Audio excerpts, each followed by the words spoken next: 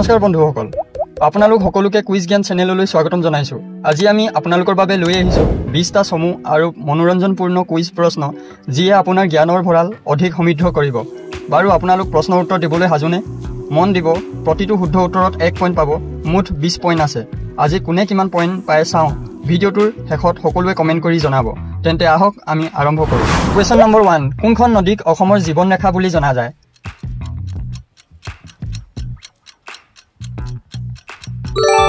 শুদ্ধ উত্তৰটো হৈছে অপশ্যন গ, ব্ৰহ্মপুত্ৰ।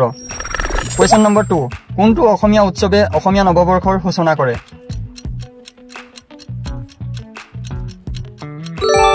শুদ্ধ উত্তৰটো হৈছে অপশ্যন ক, ৰঙালী বিহু। কুৱেশ্যন নম্বৰ 3, অসমৰ কোনখন অভয়াৰণ্য এশিঙীয়া গড়ৰ বাবে খ্যাত?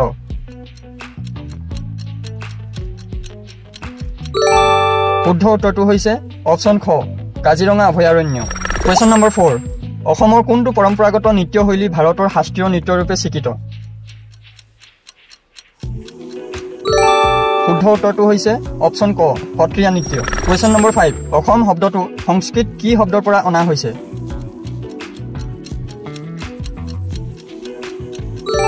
শুদ্ধ উত্তৰটো হৈছে অপশ্যন গ, অসমা।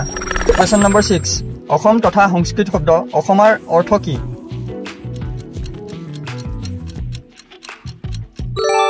শুদ্ধ উত্তৰটো হৈছে অপশ্যন ঘ, অতুলনীয়।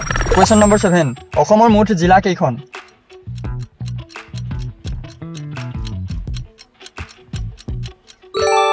শুদ্ধ উত্তৰটো হৈছে অপশ্যন ক, 35খন। কুৱেশ্যন নম্বৰ 8, প্ৰাচীন অসমৰ নাম কি আছিল?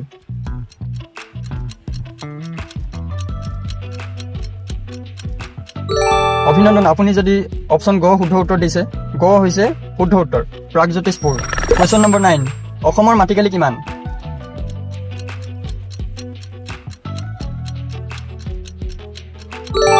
শুদ্ধ উত্তৰটো হৈছে অপশ্যন খ, ৭৭,৫৫০ বৰ্গ কিলোমিটাৰ। কুৱেশ্যন নম্বৰ 10, অসম সাহিত্য সভাৰ প্ৰথম সভাপতি কোন আছিল?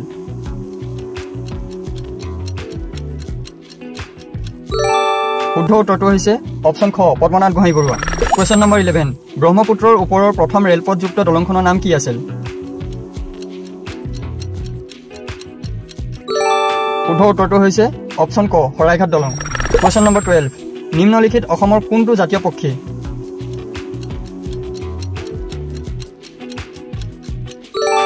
শুদ্ধ উত্তৰটো হৈছে অপশ্যন খ, দেওহাঁহ। কুৱেশ্যন নম্বৰ 13, প্ৰাগজ্যোতিষপুৰৰ ৰাজধানী ক'ত আছিল?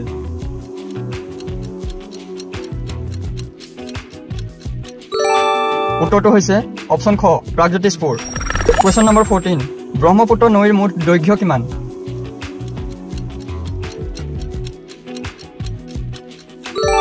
শুদ্ধ উত্তৰটো হৈছে অপশ্যন ক, ২৯০৬ কিলোমিটাৰ। কুৱেশ্যন নম্বৰ 15, জ্ঞানপীঠ বঁটা বিজয়ী প্ৰথম অসমীয়া গ্ৰন্থখনৰ নাম কি? শুদ্ধ উত্তৰটো হৈছে অপশ্যন ক, মৃত্যুঞ্জয়। কুৱেশ্যন নম্বৰ 16, অসমৰ প্ৰথম বিশ্ববিদ্যালয়খনৰ নাম কি?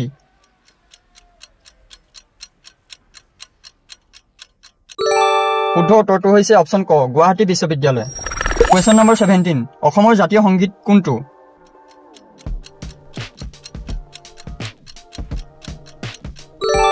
শুদ্ধ উত্তৰটো হৈছে অপশ্যন খ, অ মোৰ আপোনাৰ দেশ। কুৱেশ্যন নম্বৰ 18, পাল বংশৰ প্ৰতিষ্ঠাতা কোন আছিল?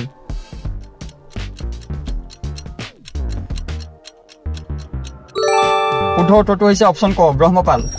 কুৱেশ্যন নম্বৰ 19, আহোমসকলে কেতিয়াৰ পৰা ৰাজ্যত শিক্ষাৰ প্ৰচলন কৰিছিল?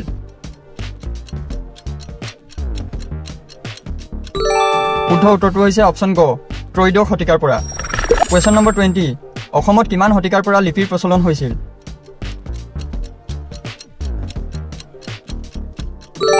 আপোনাৰ শুদ্ধ উত্তৰটো হৈছে অপশ্যন খ, পঞ্চম শতিকাৰ পৰা। আশা কৰিছো আজি কুইজৰ প্ৰশ্নবোৰে আপোনাক আমোদিত কৰিছে। আপোনাৰ পইণ্ট কিমান আহিল কমেণ্ট কৰি জনাবলৈ নাপাহৰিব। যদি ভিডিঅ'টো ভাল লাগিছে তেন্তে চেনেলটো ছাবস্ক্ৰাইব কৰিবলৈ নাপাহৰিব। আপোনাৰ ছাপোৰ্টৰ বাবে বহুত বহুত ধন্যবাদ। আৰু আন এটা নতুন কুইজ ভিডিঅ'ৰ সৈতে আপোনাক পুনৰ লগ পাম। ধন্যবাদ।